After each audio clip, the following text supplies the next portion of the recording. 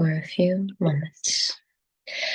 Jaya Radha Madhava Kunja Bihari Jaya Radha Madhava Kunja Bihari Gopi Jana Vallabha Girivaradhari Jaya Gopi Jana Vallabha Girivaradhari Yashodanandana Brajajana Ranjana Yashodanandana Brajajana Ranjana Jamuna Tira Vanachari Jamuna Tira Vanachari Jaya Radha Madhava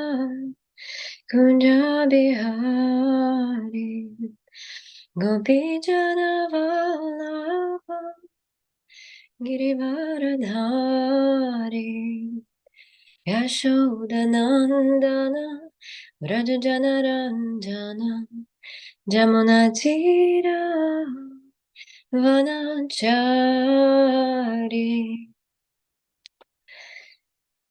Yashodanandana Shishirada Damodar Ki Jai. We will read today Canto 5, Chapter 14, Verse 33.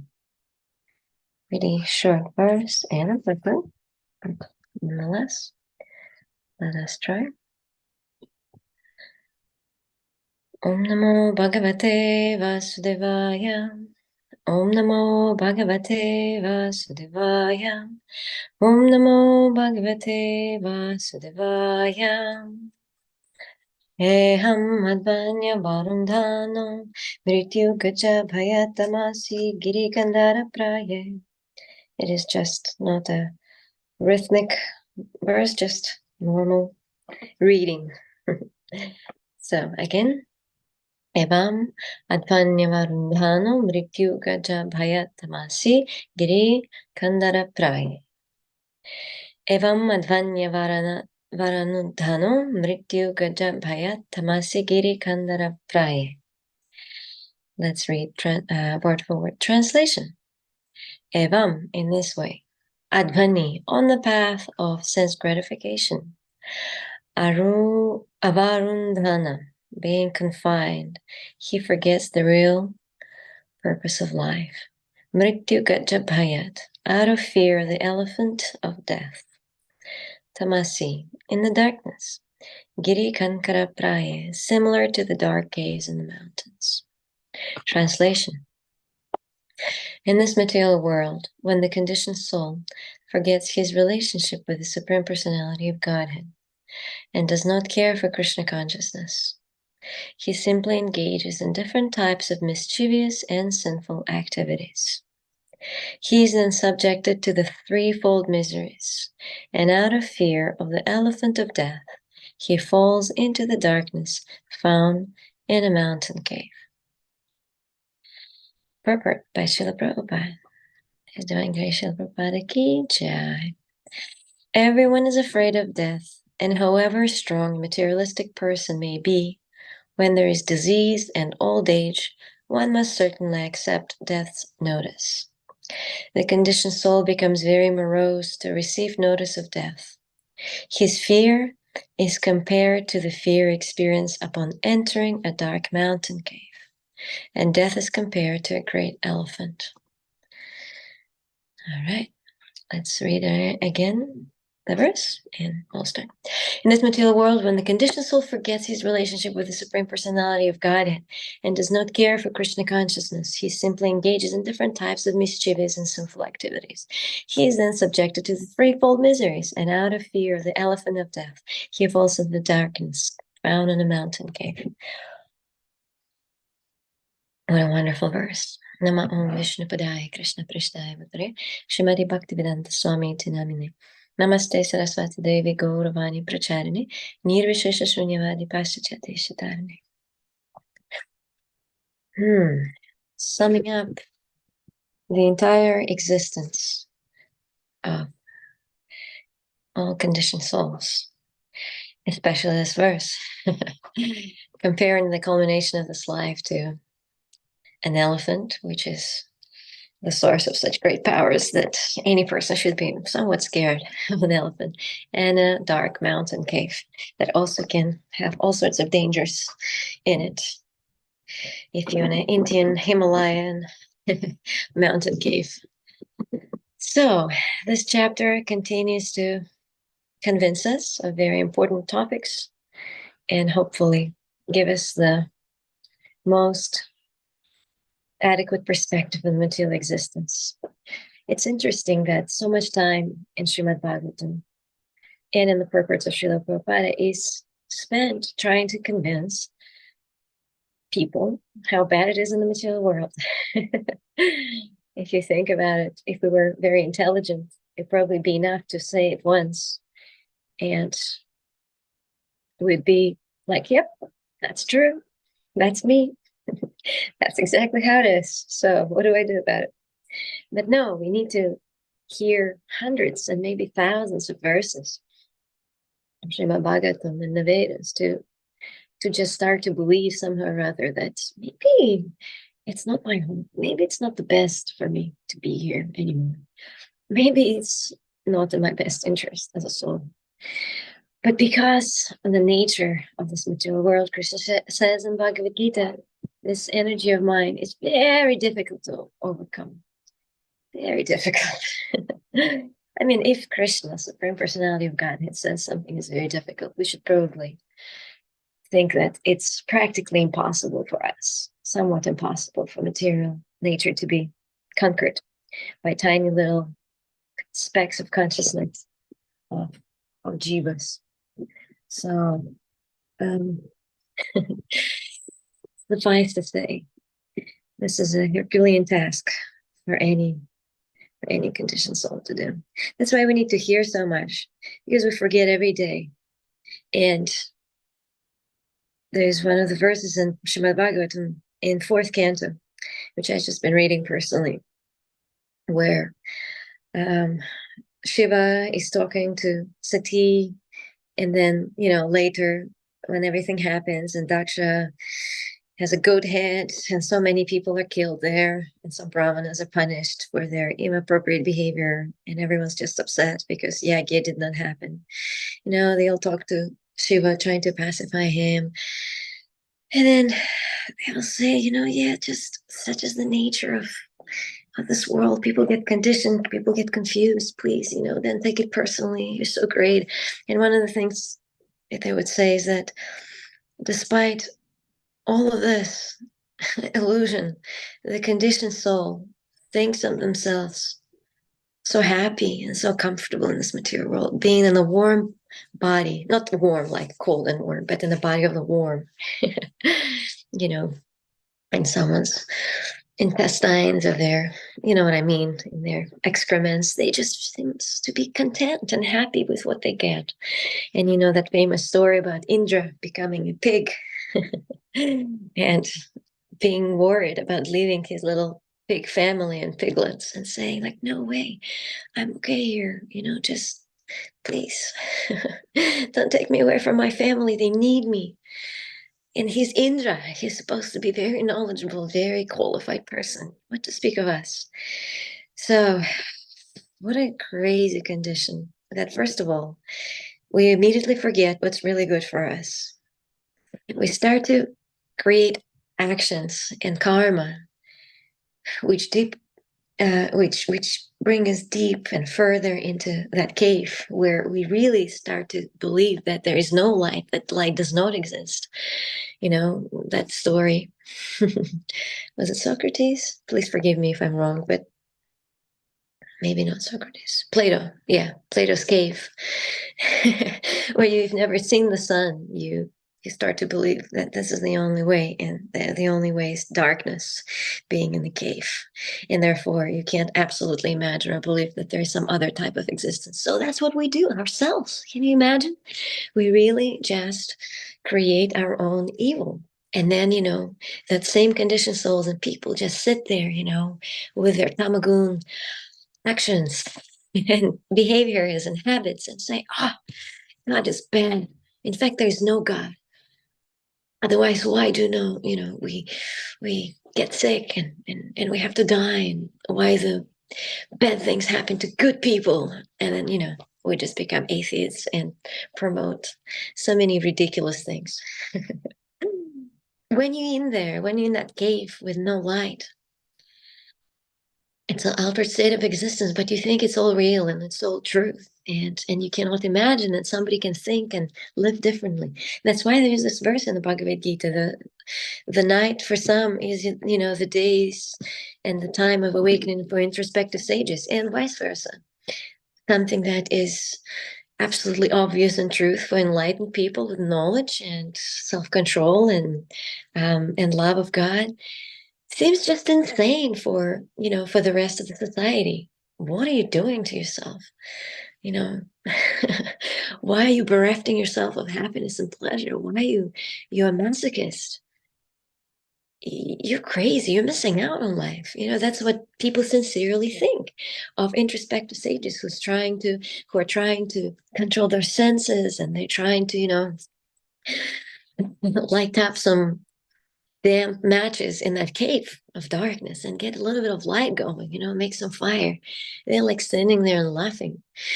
That is the painful condition of the soul that got in the material world. And yet, Mama Maya Dorate is very, very, very difficult to overcome because it's like jail. Believe me, I know. Not because I was in jail, but just I have experienced this kind of world that once you get into the jail, it is very difficult to come out of it. You can make all sorts of claims and statements how you're innocent, and you're gonna try to make all sorts of appeals. But once you're in jail, nobody's gonna listen to you. That's it. You lose your rights. You lose your ID and your ability to communicate with the world, and that's it. And you're just stuck there until your karma is finished, and you have to go out because they decided you're done, you suffered enough.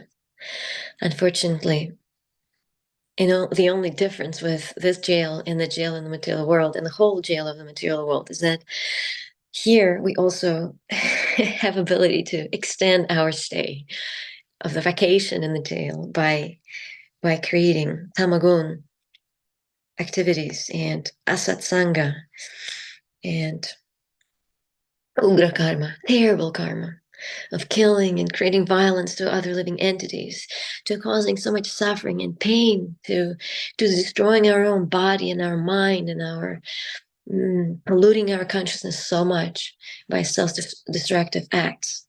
And yet people say, oh, you're insane. Following some principles like that, four regulative principles, that sounds painful. That's how some of my family used to talk to me, when I would try to preach Krishna consciousness, struggling and trying to like follow some principles and, stop doing what I used to be doing for a few years of my life when I was alive. They were like, oh, this is so sad. We're so sorry for you. They would sincerely say to me, oh, poor girl, and I'll be in the beginning when you kanishta adhikar, you really struggle. You think, am I? Maybe I am. Maybe I'm just missing out on all these wonderful pleasures they're having right now. I just wonder why they're fighting and, hating each other after doing all these pleasures, why everything falls apart gradually or sometimes fast in their life. But maybe I am, missing out. It feels like that sometimes. So, material nature, very rough, tough world. And it's insane that we still have some hopes and dreams here to permanently, that's the main illusion, to permanently establish our happiness here. It's one thing to, want to live a healthy life and be happy. That's why there are some sciences and practices in the Vedic culture and in yoga, as Ayurveda, or even things like astrology and some other, Vedas that help to just have a relatively peaceful and happy, healthy life here. We don't want to just nothing but suffer because Bhagavatam says this material world sucks, it's bad. There's going to be death in the form of the mad elephant, and you're going to feel so much fear, like you're stuck in a dark cave with poisonous creatures and things like that. Yeah, all of that is true. All things are there, like Dhruva Maharaj says. But Dhruva Maharaj, I mean our Dhruva on the farm. All things are there. But what to do? It doesn't mean that we just live a life full of misery and just, fully experience that jail life by being in the modes of ignorance and passion only. No, we can still experience happiness of sattva guna, but we need to read these verses constantly, all the time, so we don't become like Indra in our big or little, good or bad pig bodies, or other bodies that sometimes even worse than that. Just we remember, okay, this is temporary. I mean, I can still live my life in somewhat happy and sober consciousness in the jail, but I just can't forget. I shouldn't forget that I'm in jail. Otherwise, life will become very strange. If you lose all meaning, if you lose all motivation to come out, and see your family again from the jail, and then do good to the world and engage in some self-actualization, and you just sit in a jail, then and you're like, no, it's actually all right, and then you say, hey buddy, your time here is finished, you can take your passport and go out, and you think, no, I'm okay, actually. I mean, it's insane. Why would you do that? It just means that you you give up. You gave up on standards of life. You decided that you deserve so little and that you can be satisfied in that illusion of freedom, actually being in jail, that you can stay. And that's what we're all doing here in the material world, being born again. We're just not using our potential as Satchitananda Vigraha. Well, yeah, little parts of Satchitananda, still Satchitananda nonetheless. We do have that nature. We shouldn't think of ourselves less than that, and shouldn't act on our life less than that. So yeah, we just wasting our potential as souls with so little offered in return by material nature.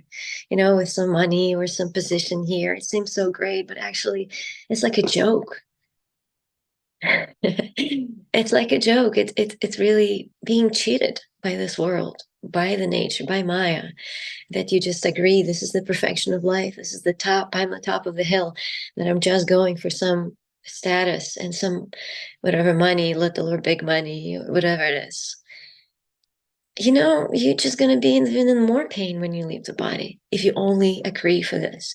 I mean, all those material energies are great if you can use them in Krishna service, but if this just becomes your meaning of life, then you're going to feel so much pain in that dark cave. You're going to feel so scared and sad being trampled by the elephant of death.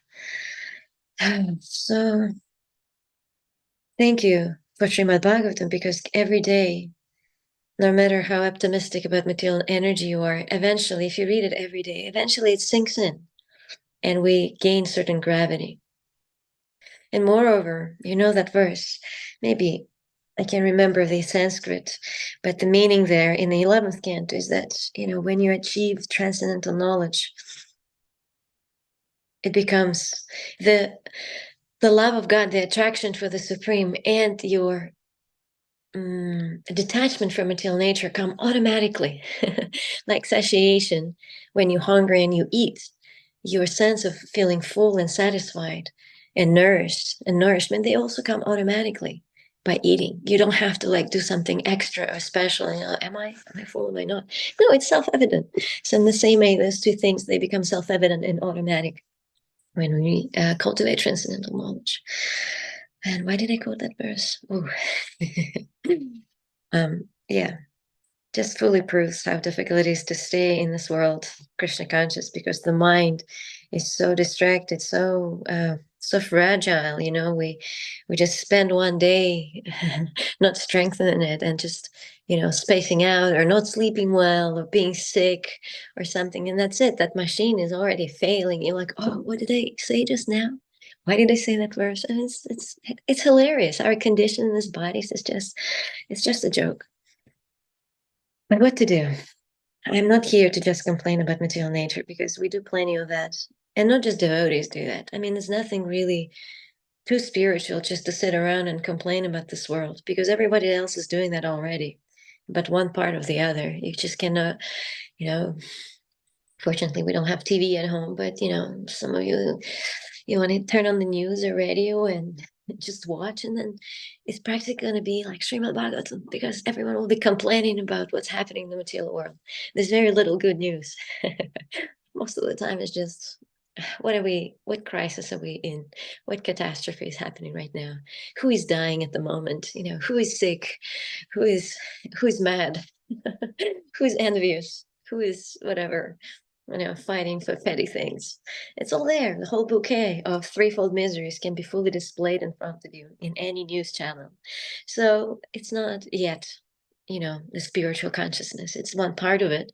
It's necessary for us to stop infatuation with material nature for a moment, because that's the problem. People are so illusioned that they just in a denial that there are miseries all over me and in my life too. I'm just gonna keep playing that game. I'm so happy. Look, everybody, I'm enjoying. Um, so, what to do? Thank you, Dr. Prabhu. Yes, 11th Canto, Chapter 2, Text 42. Please read it. Wonderful, wonderful canto of deep truths that go right into the mind, especially after you read the 10th canto. And isn't it amazing how, I'm sorry, being a little bit sidetracked, but Srimad Bhagavatam, the way it's structured, you build up your tension and desire to meet Krishna, and finally like, okay, where's the alternative? What am I going to do with all of this? I got it. Material world is not the place to be. I want to get out. I got it. And then here's your 10th canto, the lotus face of Krishna, of Supreme Personality of Godhead. We read about his activities. We become attracted to him. We become attracted to a different reality. And then the 11th canto come after that and really seals the deal with all the deep philosophical statements where we're ready to understand that the only illusion is to even think that there is illusion, to even think that there is something else apart from Krishna. That's the actual illusion. They just blow your mind completely. And then you finish it off with 12th canto, kind of like, well, if you still don't want to get out of here, here's your future. Here's your, perspective on what's going to happen. If you want to stick around here for a while longer, for a few more lifetimes, that's what awaits you. And then you should be fully convinced then and say, all right, thank you. I am done. I'm ready. Give me the beads. Give me sadhusanga. Give me prasadam. I'm ready to become a bhakta, a sadhaka. Yeah, anyway, amazing literature. A real perfect sell for Goloka Vrindavan, for bhakti. Very convincing. So right now we're kind of in the middle, approaching more and more strong statements about this world. Fifth canto has a powerful effect on consciousness, showing us the whole beauty of our material attachments and what they actually are. And I hope all of you feel that when you read. And there should be a little disenchantment with this material nature. Not too much that would become, I mean, maybe you're ready. Maybe you're a ripe fruit that is ready to be taken by Krishna. And that's wonderful. But if you're not fully ready, then we still have to continue to act in a good way with the Dharma principles in this world, and just continue cultivating that detachment from material nature, having a real perspective on the world.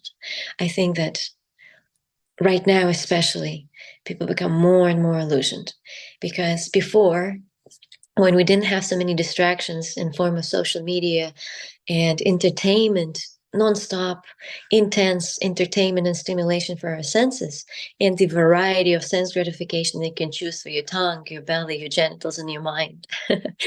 Maybe people, kind of like in India right now still, or in some very poor countries where they don't have a lot of civilization, you see life, death, disease a lot more around you, in front of your eyes. People be dying all the time. People be burned and carried, or in a war zone, as bad as it is. And one way, if you trying to understand this world. Wow, this is a serious reality check. How much suffering is there? How can you really want to be in this world like that? It's painful. But most of us, and especially in countries like America or, some affluent European countries where we just have so much effort to be distracted, we forget, we don't see it. So it's a dangerous position.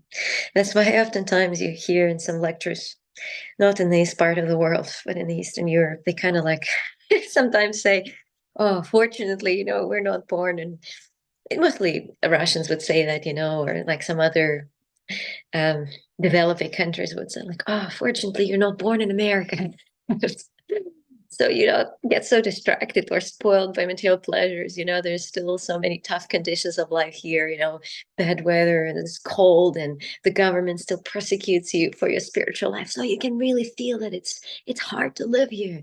You can really become so devoted to Krishna. And I think that's honestly, it's one of the reasons why Krishna consciousness really blows up in countries like Russia, because life is tough. Life is tough. I mean, they get in there. They also, all of these countries, they're catching up with sense gratification, definitely, because, they watch the same movies. They want to have the same standards of life and the same amount of, I want this and that. And nobody can tell me that I can't do it. They're fighting for it, but to become in the same way spoiled and yeah. Anyway, it's all unfortunate in any country, in any place. As I was saying, the illusion is so strong that even if you live in a very unfortunate, bad karma place, you will still find a way to enjoy it. Some countries, they don't have water to drink, like some South Sudan. If you think about it, they have just all these climate catastrophes and they have no water. They dying just because there's nothing to drink. The whole water is polluted, but still, they won't leave. You would say there is nowhere to leave, but it's not just that. It's not just like, oh, I can't go anywhere. It's also that we just become attached to something we have already. It's like, oh, well, this tiny plot of land that is flooded and have no livable conditions is still better than nothing. Although there can be something else, but we just become attracted and attached to any miserable condition of life. And I'm not picking on any particular country. All of us are like that. That's why people live in strangest places in the world, because they settled and they feel like, well, it's mine and it's for me, and therefore it's cherishable and dear to me, and I cannot leave that. Including our old, hurting, sometimes literally rotting bodies. Body can rot even when you're alive. That's why we have some inflammations and cancerous things, because that's what happens with the body. It already starts to disintegrate and hurt and cause pain even while the soul is still there. Anyway, I said that I won't complain too much about material nature. I think it's very clear. Those of you who've been reading fifth canto like that every day should be thoroughly convinced about the nature of this world. What to do? We always need to offer an alternative. We can't just talk to people and say everything's just so bad and you're bad and your family's bad. They're just like jackals or whatever, the translations were, and the government is bad. If you leave people with that, they'll be so disturbed. They'll be so unhappy. They will become bitter. They'll become disappointed and in fact, sometimes just poisonous, with the distress of everything being so bad. We can't just leave it at that. That's why every time there's a conclusion of Srimad Bhagavatam or preaching Krishna consciousness, we need to state a positive alternative. So what do we do to that? Yes, we chant Hare Krishna. Yes, we continue reading Prabhupada's books. Yes, we continue associating with devotees. But what is it that we're trying to find in all of these activities? What are we trying to achieve in devotional service? Why is it the alternative to material existence?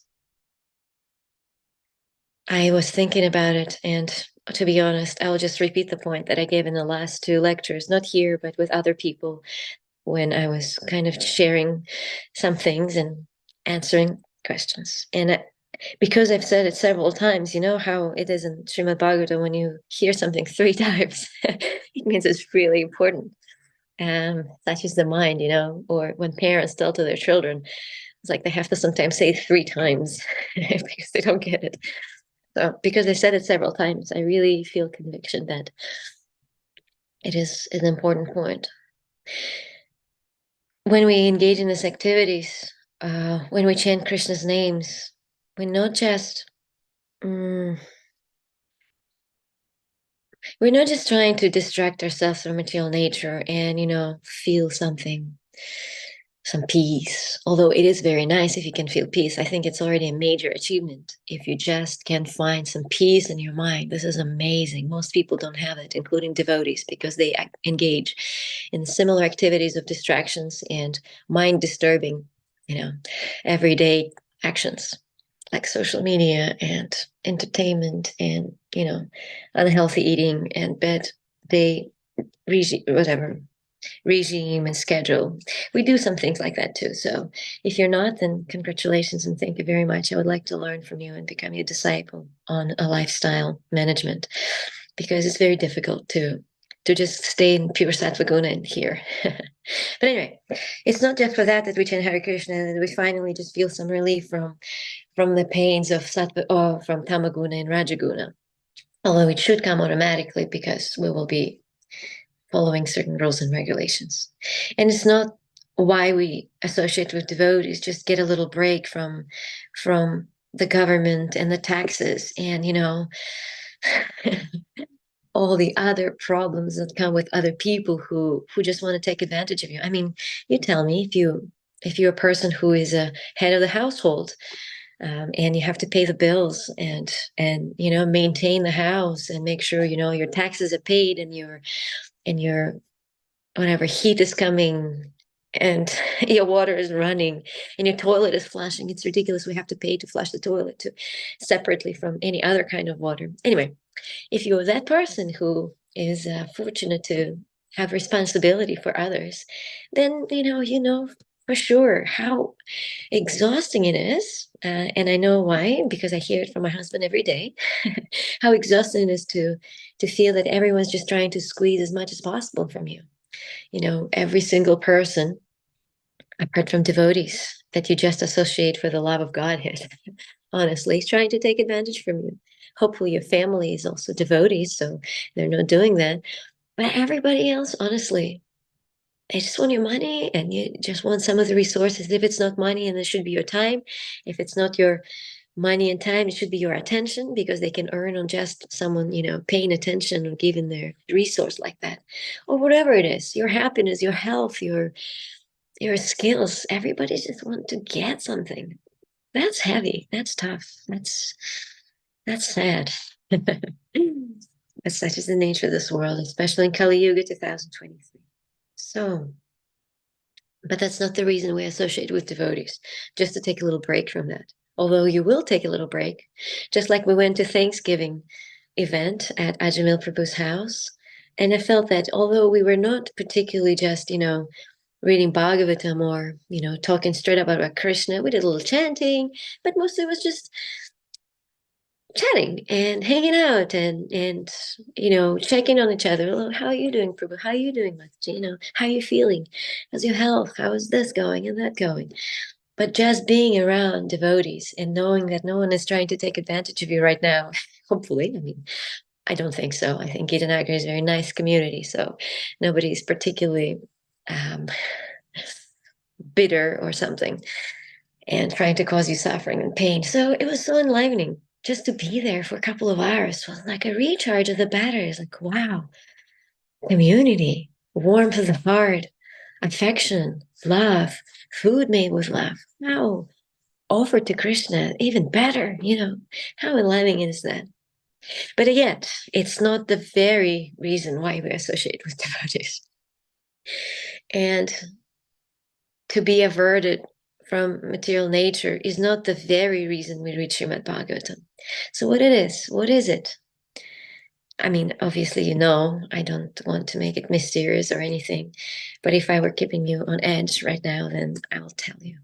That is just so that we can start loving Krishna and not Brahman and not Paramatma and not, some other form of Krishna that although it is wonderful to love all forms of Krishna, and hopefully if you love Krishna himself, you will love all the different manifestations of Krishna and appreciate his energies and everything that connected to Krishna. Even material nature, you can love material nature. You don't have to be trapped by it. You can just love that energy of the Lord and respect it, which is very good attitude to stay in the material world. Respect Maya, respect Bhumi Devi, don't exploit and use it. That will help to get out of here, to build up relationships in a different way, take a different perspective. But yes, if we love Krishna, we'll love everything connected to Krishna, everything dear to Krishna, and everyone who Krishna is dear to. That will come automatically. But anyway, all the points, all the activities that we're doing is that so that our attraction to Krishna will become stronger than attraction to the material world that has been explicitly, excessively, and in detail described in the previous chapters, all the way starting from Rahugana King talking to Jadabharata, and really the whole Bhagavatam. So, but that's why Bhakti Yoga and Krishna consciousness and what Srila Prabhupada gave us is so essential, because it's probably the only way to become, for real, deeply attracted to the Supreme Personality of Godhead. And that's the verse, that's the statement that was in the verse that we've been reading today. It wasn't talking about Brahman or just transcendental knowledge or something. It was saying Supreme Personality of Godhead and Krishna consciousness. So it's essential that we learn who Krishna is. It's essential that we start caring about it, about him as a person. It's essential that we understand him, because he says, one who understands my nature, in the Bhagavad Gita, who understands my activities, will never come back to this world. He also says it's very rare, out of thousands who are striving for perfection, only one will achieve it, and only out of those many thousands, only one will understand me in truth. So it's also a rare gift. And that's why we should be even more motivated. We should feel excitement, just like in the material world. If you get something really rare, something special, whatever, you're like, I want to get it even more, because I'll feel special. I feel I'm better than everybody else. Well, it works a little different with Krishna, but we should still feel that it's very, very special. And what we're doing is very special. What we're trying to get is so rare and so invaluable. And it should give us a little more motivation, try to understand Krishna. Every time you start to feel lethargic or tired, or, feel that your material body is just heavy, your mind is heavy, that it's drained and exhausted, which is actually just a sign of ama, of toxins in the body, a sign of making unhealthy choices for your body.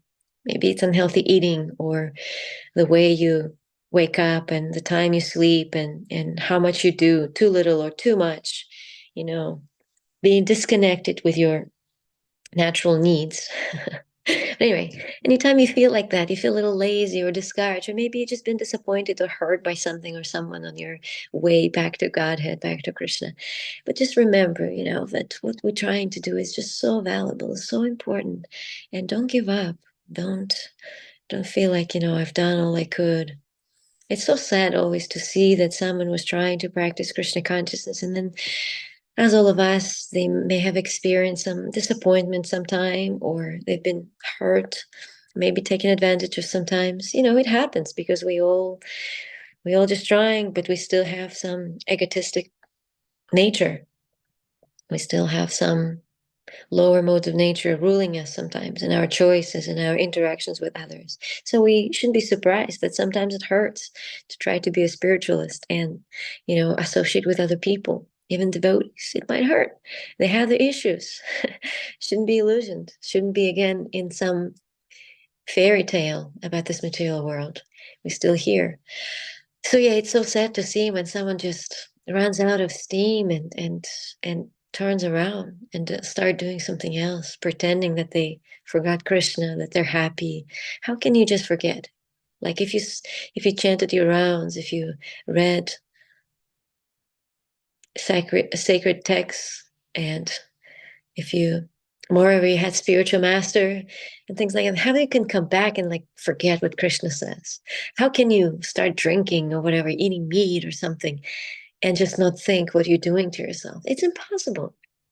Krishna consciousness is our natural state, so once you have a contact with it, it's very difficult to forget. That's why some people, I've heard that, it's sort of a saying that people who left Krishna consciousness then say, you devotees, you're trying so hard to remember Krishna every day. You know, you just like do all these things to keep him in mind and not get distracted. And we who left Krishna consciousness, who's trying to live their old life, we're trying so hard to forget Krishna. I thought that was very funny that everywhere they go, they'll remember Krishna in the form of the super soul in their conscience, you know, telling them that everything they're doing right now is wrong. Everything they're doing right now is, it will make them more unhappy. They're trying so hard to get them out of their hearts and their head and their mind, but they can't. Krishna is already there. And here we are. We already practicing, we're chanting our 16 rounds, and we're trying so hard to remember Krishna. Isn't that funny? I don't know what to do about it. But the main point is that we have a real tool, probably the only tool, the only secret key out of that jail cage or cell, whatever it is Krishna as a person. And our love for him is really the ticket back home. Because if you love Krishna, if you understood his rupa, his guna, his lila, and his nama, then nothing else holds you here.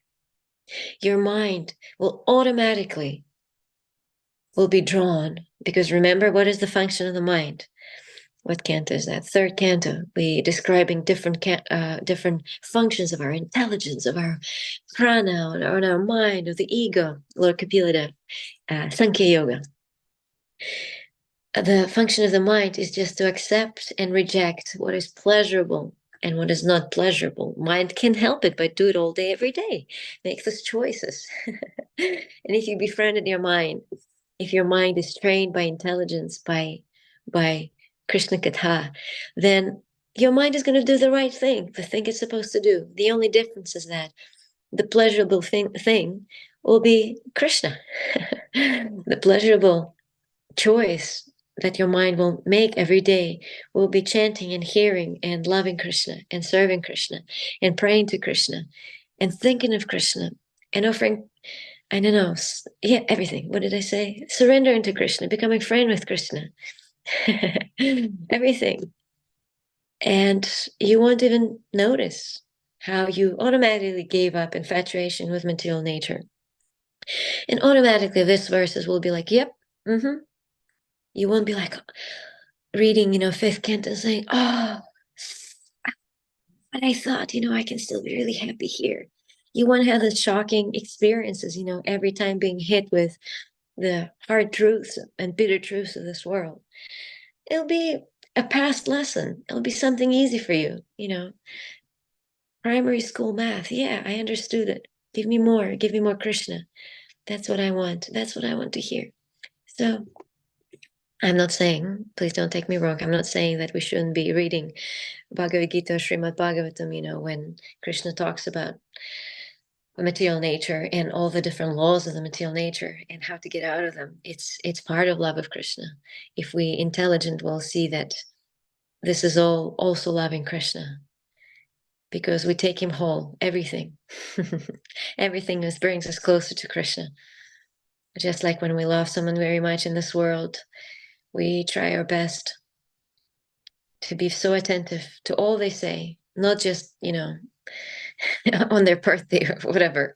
I can't make a very good example. I'm sorry. I thought it'll be fun, but you know what I mean. We just always try to do our best in all situations, in all areas of the life.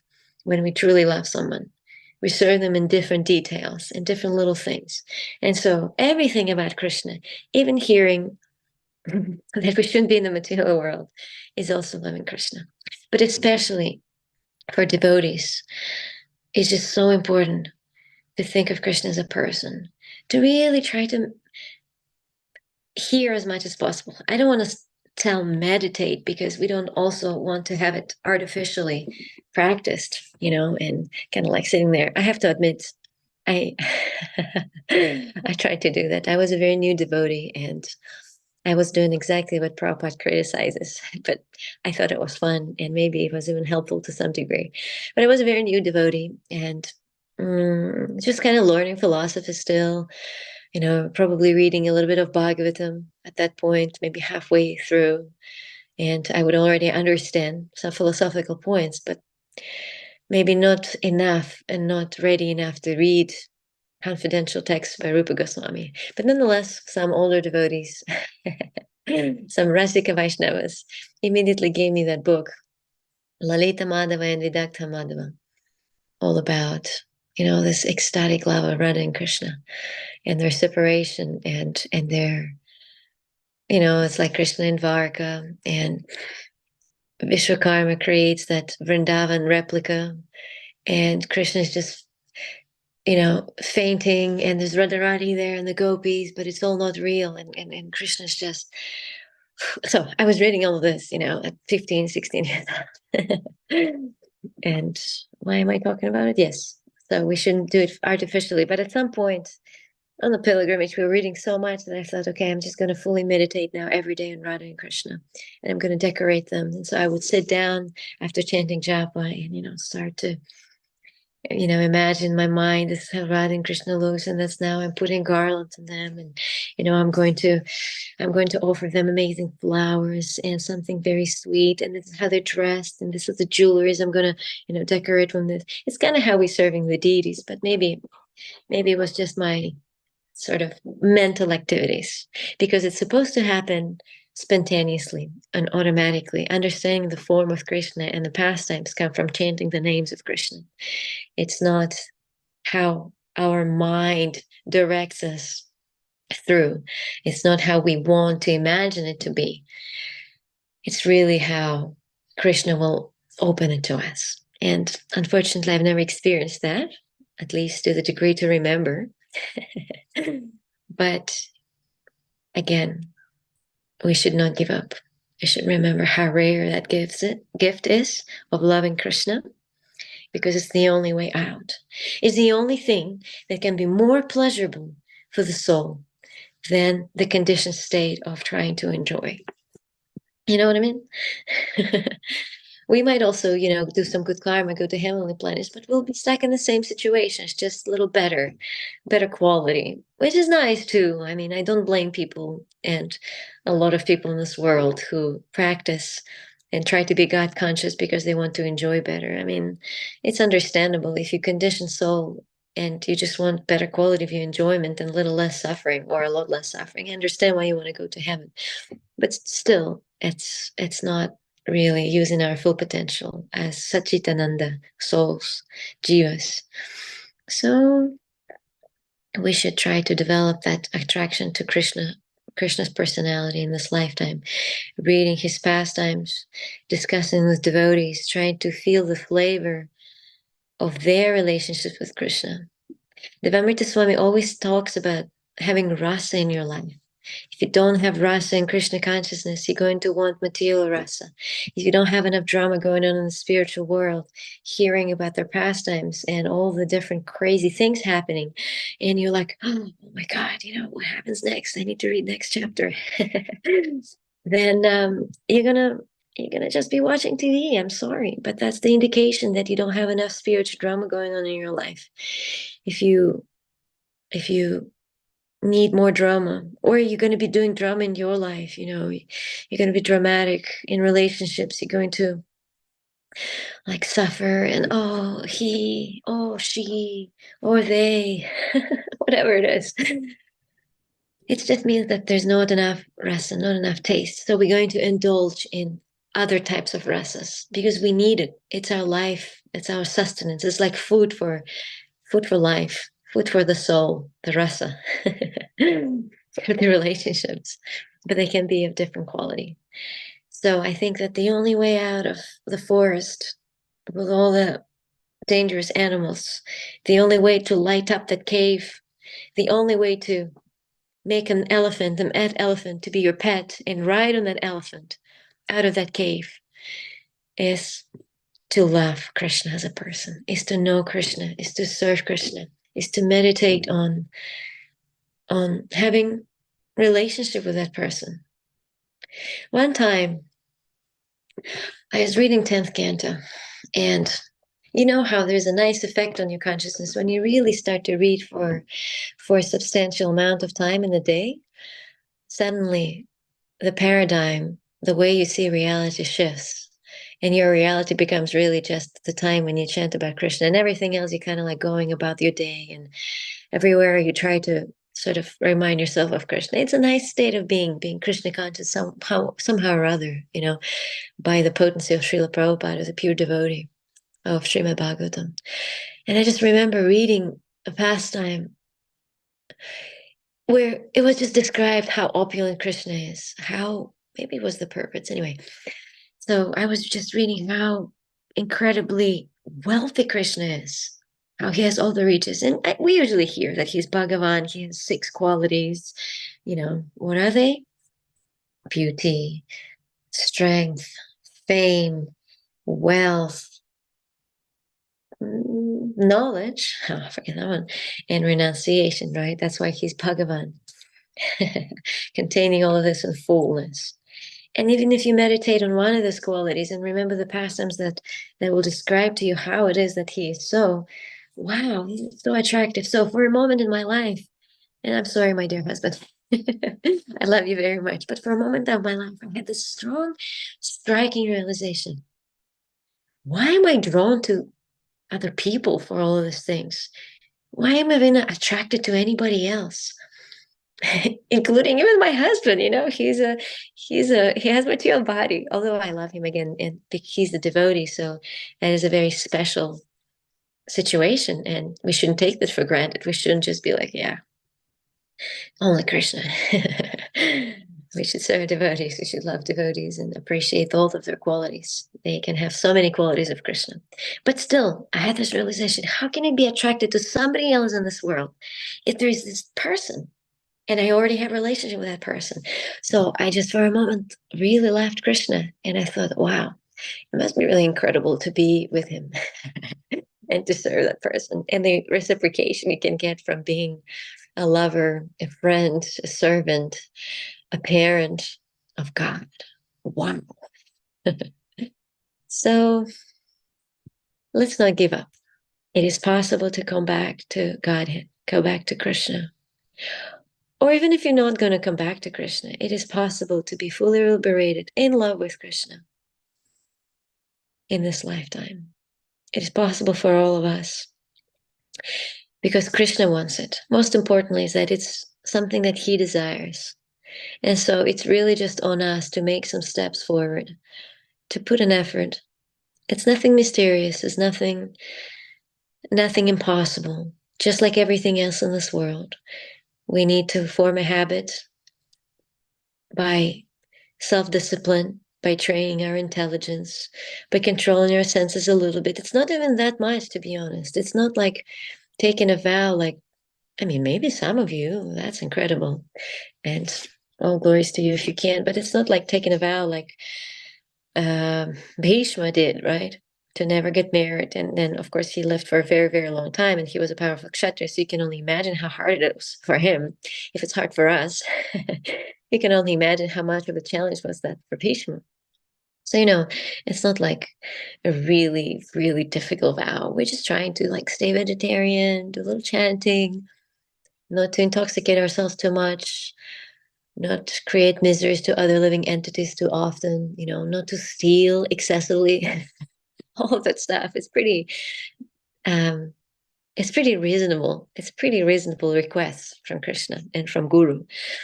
And yeah, just a little bit of self-discipline, a little bit of determination and patience, really. Sometimes also devotees do this thing like, oh, I've been chanting for 3 years now, or 10 years, or whatever it is, and still I'm not a pure devotee. Like, how dare you, Krishna? We have that attitude. How dare you not give me full love of Godhead yet? But if you take into perspective how many lifetime you spend here and that 10 years that you've been chanting Hare Krishna, or 20 or 30 or 40 even, it's still nothing, honestly. Compared to eternity, it's still nothing. So we just need a little bit of that patience. Oh my God, 8 o'clock. Thank you for being patient with me and listening to my rambling. I hope that I've inspired you to read about Krishna, to meditate on his personality, and to also be patient with yourself, with your progress. It's all happening. You have no idea how much you're right now putting in your spiritual bank account, how much you're investing in your future. You cannot see it right now. It's unrealized gains yet. But very soon they'll be realized. And you can spend it forever on your relationship with Krishna to please him. You will have unlimited resources at your hand, unlimited wealth, unlimited opulence, unlimited things to offer him. Just be patient. Just have faith in the process. Just see how so many achieved it already. Think of your spiritual master, or the spiritual master of your spiritual master, and what kind of people they are, what kind of ecstasies they had and experienced, what kind of service they've done, what kind of great good they brought to this world. And try to do the same. Try to do the same by just focusing on your spiritual path, not getting distracted, not feeling weak or defeated or too frustrated or too bitter to give your heart to Krishna, to associate with devotees. Just don't turn around. Just believe that Krishna is having our best interest, and whatever you can do, he will give. In the end, yes, we're limited in this body with our capacities, but he will give everything that we lack. That is his promise. Do not fear, he says. If you read Bhagavad Gita in the end of 18th chapter, he said, do not fear in anything, just surrender unto me. It's not a demand. It's not a threat of surrendering. It's just his promise to take care and to give what we don't have and to help us, to make us perfect, to make our life perfect. If we can't, he certainly can. And again, you will not have any doubts if you learn who Krishna is, if you read, if you meditate on him, if you absorb your mind into his personality. You will have no doubt in his statements. And I think it's the whole point. You can have firm faith. You can become Madhyama or Uttamadhikari and then never waver. But for that, we need knowledge and a little bit of perseverance. So good luck, everybody. Thank you so much. Forgive me, I didn't leave much time for you to say anything. We'll just finish now. Grantaraj Srimad Bhagavatam Ki Jai. His Holiness, His Divine Grace, Srila Prabhupada Ki Jai. Damodaramasa Ki Jai. I hope you are also relishing your extra vows and vratas and feeling extra sweet, meditating on Lord Damodar. It's one of the ways to do it. That's why Kartik's so special. Hare Krishna. Thank you very much. I will now. Jai, jai, jai. No questions. Hey, I want to thank you for a really wonderful class. That was an incredible ride. You covered a tremendous amount of territory and also gave us a wonderful overview of Srimad Bhagavatam. I really appreciate all of that. And through it all, you gave us a wonderful sense of perspective with balance. It was great. Yeah, you are on fire, and it's contagious. You've left. You asked. You said you hoped that we are inspired, and I absolutely am inspired. It left me feeling inspired to elevate my standard of Krishna consciousness by becoming more sattvic and especially improving the standard of my sadhana. All kinds of inspiration. So I thank you for that. Anyway, great class. You are chock full of Krishna Katha, and it's bursting out of the seams. That's wonderful to see. I'll try to do like that, Prabhu. Thank you so much for wonderful feedback. Very inspiring as well. Sorry for being all over the place, but it's just how the mind is sometimes. Fortunately, we were still talking about Srimad Bhagavatam, so thank you so much for your blessings in that way. Hare Krishna, dear devotees. If you still want to share a little something, please feel free. Otherwise, you are ready to go and do your sadhana and live your happy and healthy life in Krishna consciousness. All right. Hare Krishna.